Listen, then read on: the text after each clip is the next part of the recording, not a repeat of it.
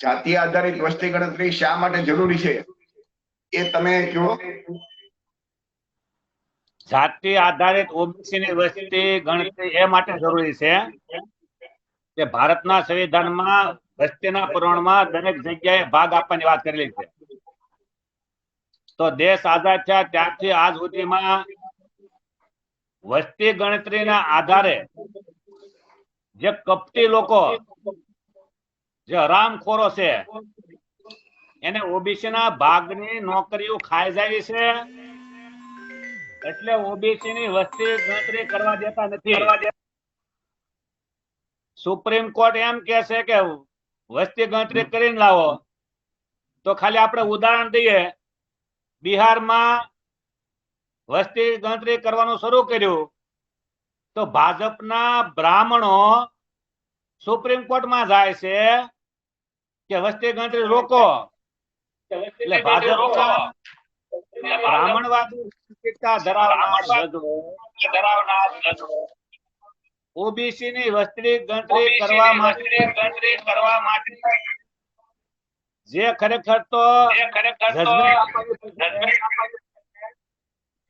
આ માનસિકતા ઓબીસી ની ધરાવનાર લોકોએ ઓબીસી ની વસ્તીની ગણતરી નહીં કરવા માટે સ્ટે આપી દીધો.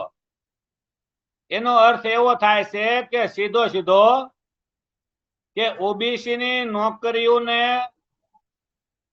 હિસ્સો ન મળે અને ભાજપના બ્રાહ્મણોને નોકરીઓ મળે. એટલે ભાજપના રહેલા બ્રાહ્મણો ભાજપ સરકાર નહીં પણ ભાજપના રહેલા બ્રાહ્મણો ઓબીસી ની વસ્તી ગણતરી કરવા દેતા નથી. જે બિહારમાં ભાજપના બ્રાહ્મણો ગયા એની સરનેમ જોઈ લો, તિવારી, પંડ્યા, ગુપ્તા, આ બધા બ્રાહ્મણો ઓબીસી ની વસ્તી ગણતરી ન થાય એના માટે સુપ્રીમ કોર્ટમાં ફરિયાદ દાખલ કરે છે કે આની રોકો. તો આજે ઓબીસી ને ખબર હોવી જોઈએ કે આપણો વિરોધ કોણ કરી રહ્યા છે. આ તો બીજેપી નું નામ છે, પણ બીજેપી વાય કે ગમે એ પક્ષ વાય આજે બીજેપી જાતિ ગણના વિરોધ કરે છે તો આમ આદમી પાર્ટી કે કોંગ્રેસ શા માટે નથી બોલતી? અને રહી વાત, જો આમ આદમી પાર્ટી ને કોંગ્રેસ જો ઓબીસી ની વસ્તી ગણતરીના સમર્થનમાં હોય તો જ્યાં જ્યાં કોંગ્રેસ ને આમ આદમી પાર્ટીની સરકાર છે તો એના રાજ્યમાં પણ ઓબીસી ની વસ્તી ગણતરી શા માટે નહીં? આ મહત્વનો પ્રશ્ન છે કે ઓબીસી વિરુદ્ધની માનસિકતા ધરાવનાર આ વાણિયા બ્રાહ્મણોના પક્ષો છે.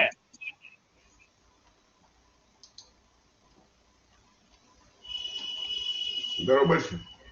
કોંગ્રેસ હોય કે ભાજપ હોય કે આમ આદમી પાર્ટી હોય, દરેક ના માલિકો વાણિયા બ્રાહ્મણો છે. અને વાણિયા બ્રાહ્મણો એવું ઈચ્છે છે કે ઓબીસી ના વસ્તીના પ્રમાણમાં કલેક્ટર ન બનવા જોઈએ, વસ્તીના પ્રમાણમાં જજ ન બનવા જોઈએ, વસ્તીના પ્રમાણમાં આઈપીએસ આઈએસ ન બનવા જોઈએ. માત્ર આ દેશમાં વાણિયા બ્રાહ્મણનો જ કબજો રહેવો જોઈએ.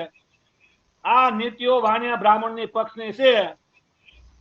આ વાત જે કલ અમારા યુવા સંગઠન, ઓબીસી અધિકાર જાગૃતિ અભિયાન અને વ્યવસ્થા પરિવર્તન પાર્ટીના કાર્યકર્તા સમજી ગયા છે. એટલે આ લડાઈ ભાજપ, કોંગ્રેસ કે આમ આદમી પાર્ટી મેં નહીં, પણ એના માલિકો અમે છે. એના માલિકો વાણિયા બ્રાહ્મણો છે. જ્યાં સુધી ઓબીસી સમાજના તમામ લોકો, કે વિદ્યાર્થી ગણ હોય કે ઓબીસી ના ખેડૂત હોય કે ઓબીસી ના રત્ન કલાકારો હોય કે ઓબીસી ના કોંગ્રેસ ભાજપના કામ કરનારા લોકો હોય, એ વાત નહીં સમજે ત્યાં સુધી ઓબીસી ના ભાગનો હિસ્સો મળવાનો નથી. આજે કોંગ્રેસ ભાજપ ને આમ આદમી પાર્ટીમાં ઓબીસી ના લોકોના કામ કરે છે ઓબીસી ના, એટલે વાણિયા બ્રાહ્મણો નોકરી ખાઈ રહ્યા છે. જે દિવસે આ વાણિયા બ્રાહ્મણોના પક્ષમાં ઓબીસી ના લોકો કામ કરવાનું બંધ થઈ જશે તો ઓબીસી ની નોકરી ખાવાનું નહીં, પણ ઓબીસી ના વિરુદ્ધમાં ષડયંત્ર કરવાનું પણ વાણિયા બ્રાહ્મણો વિચારી નહીં શકે. આ વાણિયા બ્રાહ્મણો જે નાલાયકો છે, હરામખોર છે, કે ઓબીસી ના ભાગનું ખાય છે અને ઓબીસી નો લોટ ખાય છે. એનામાં માણસાઈ નથી કે જે ઓબીસી ના ઘરે જઈને લોટ માગીને ખાય અને એના જ હિસાબે એના છોકરાઓ નોકરી ઉપર ચડે છે. તો એને માણસાઈ હોવી જોઈએ, માનવતા હોવી જોઈએ કે જેનું ખાય એનું ન ખોદવું જોઈએ.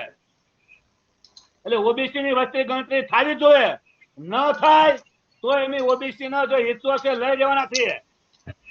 ઓબીસી ની સરકાર બનાવશું અને ઓબીસી ના ભાગનો હિસ્સો કોણ રોકે છે?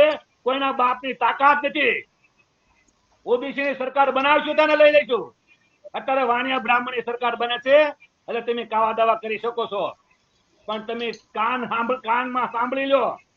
જે દિવસે મારો ઓબીસી સમાજ જાગી ગયો કે અમારા ભાગની નોકરીઓ આ બ્રાહ્મણો ખાઈ રહ્યા છે, ત્યારે તમને જીવવું પણ મુશ્કેલ થઈ જશે.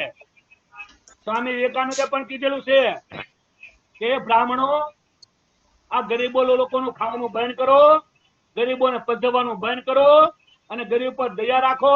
ગરીબોના ભાગનું ખાવાનું, ગરીબોના ભાગનું આપવાનું શરૂ કરો. પણ સ્વામી વિવેકાનંદના શબ્દોને પણ આ લોકોને અસર નથી થતી. એટલે અમે કહીએ છીએ કે 3% લોકો તમે અમારા ભાગનો હિસ્સો ખાવાનું બંધ કરી દો. ઓબીસી સમાજ ને ખબર નથી કે ઓબીસી નો શું હિસ્સો છે, પણ અમે ઘરે ઘરે જગાડશું.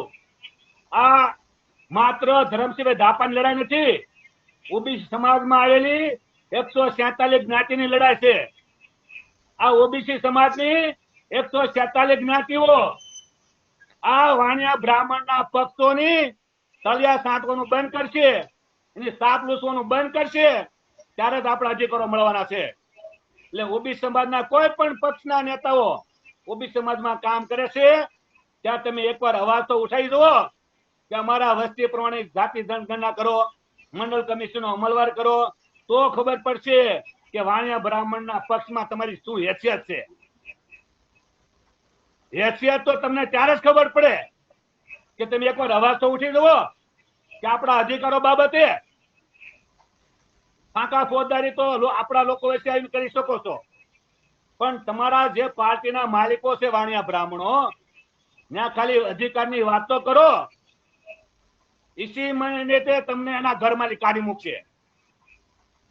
તમે જ્યાં સુધી એના તળિયા સાંટવાની રાજનીતિ કરો છો, આ સમાજ સાથે ગદ્દારી કરીને એની હાજરી હજુરી કરો છો, ત્યાં સુધી તમે સારા છો. એના માટે એક જ આખા દેશમાં લાલુ પ્રસાદ યાદવ, એની ઉપર મને સ્વાભિમાન છે, ગર્વ છે કે એને કોઈ હાર નથી મારી. બ્રાહ્મણોમાં મેં જેલમાં જવાનું મંજૂર છે, પણ ઓબીસી ની લડાઈ લડવામાં મને કોઈ વાંધો નથી, એટલે જેલમાં છે. એને કોઈ કૌભાંડ નથી કર્યું, પણ એના લોકોએ બ્રાહ્મણોએ ધાર ફસાવી છે કે ભારતમાં એક જ લીડર ઓબીસી ના મસીહા જે લાલુ પ્રસાદ યાદવ છે, એ ખુલ્લામાં લડાઈ લડ્યા છે અને બહાદુર છે. એટલે એને પણ હું સલામ કરું છું. અને આપણને ખબર જ છે આપણા લોકોમાં માનસિકતા છે કે કોંગ્રેસમાં જીતીએ તો આપણું હાલે, ભાજપમાં જાજુ જીતીએ તો આપણું હાલે, આમ આદમી પાર્ટીમાં જીતીએ તો હાલે. આ તમારો વ્યામ કાઢી નાખો. 4 મુખ્યમંત્રી, રામ નરેશ યાદવ, કર્પૂરી ઠાકોર, આપણા ગુજરાતના માધવસિંહ સોલંકી, એવા 4 મુખ્યમંત્રી બની છતાં આ બ્રાહ્મણોના પક્ષમાં મુખ્યમંત્રી બન્યા અને સંવિધાનમાં મળેલા ઓબીસીના ભાગનો હિસ્સો આપવાની વાત કરી, અમલવારી કરી. તરત જ તે પાર્ટીના વાણિયા બ્રાહ્મણોએ, હાઈકમાન્ડોએ એના રાજીનામા લીધેલા છે. તો ધારાસભ્ય તો વર્ષોથી બનો છો, હું ખાંખ ઉખેડી લેવાના આપણે. જ્યાં સુધી ઓબીસી ની પોતાની તાકાત, રાજકીય તાકાત ઉભી નહીં કરે ત્યાંથી એક પણ આપણને અધિકારો મળવાના નથી. અધિકારો માંગવાથી નથી મળવાના, એને અમે લડવું પડશે. આ ઓબીસી નો વિચાર ઘરે ઘરે પગાડવો પડશે. અને એટલું જ ખાલી કે બ્રાહ્મણો ઓબીસી ના ભાગની નોકરી ખાઈ રહ્યા છે, બીજું કાંઈ નહીં. ઓબીસી ના ભાગની નોકરીઓ બ્રાહ્મણો ખાઈ રહ્યા છે. એટલે આ બ્રાહ્મણોને ઈશારે ચલનારી ભાજપ સરકાર એના હાઈકમાન્ડો વસ્તી ગણતરી કરવા દેતા નથી, એનો વિરોધ કરી રહ્યા છે. ભાજપ નામનો કોઈ પક્ષ નથી, ભાજપને ચલાવનારા બ્રાહ્મણો છે. અને આ લડાઈ બહાદુર લડે છે. આ લડાઈ લડવાનું કોઈ કાયરોનું કામ નથી. ઓબીસી ના હું તો ઓબીસી ને કહેવા માંગુ છું કે ઓબીસી ને પોતાના કલેક્ટરો સરપંચ નથી જોતા, ઓબીસી ને જજ નથી બનવું, ઓબીસી ને મામલતદાર નથી જોતા, ટીડીઓ નથી જોતા. તો ઓબીસી ના મામલતદાર, ટીડીઓ, કલેક્ટર ને જજ ને આઈપીએસ આઈએસ બનવા માટે માત્ર ને માત્ર બ્રાહ્મણો વિરોધ કરે છે, બીજા કોઈ નથી વિરોધ કર્યા. એટલે આ મેસેજ આપણે દેવો જોઈએ. વસ્તી ગણતરી તો કાલ થઈ જાય, પણ જેના માટે આપણે લડીએ છીએ ને એ લોકો આ બ્રાહ્મણોની ઢાલ બનીને બેઠા છે. ઢાલ નકર બ્રાહ્મણોની કોઈ હેસિયત નથી. એ તો કપટી છે, ચીતડિયાઓ છે, ષડયંત્રકારી છે. પણ એની ઢાલમાં ઓબીસી ના લોકોને ફસાવવું જોઈએ નહીં. અને ખાસ કરીને જે ઓબીસી સમાજના શિક્ષિત છે, બુદ્ધિજીવી છે, એને વાત ઘરે ઘરે પહોંચાડવી જોઈએ. જે સમાજ પોતાના સમાજ પ્રત્યે બેઈમાન હોય એને બરબાદ કરવા માટે દુશ્મની જરૂર પડતી નથી. એટલે શિક્ષિત ને બુદ્ધિજીવી વર્ગે ઓબીસી સમાજ પ્રત્યે ઈમાનદારી દાખવીને આ લડાઈ લડવી પડશે. ખૂબ ખૂબ આભાર ધરમસિંહભાઈ.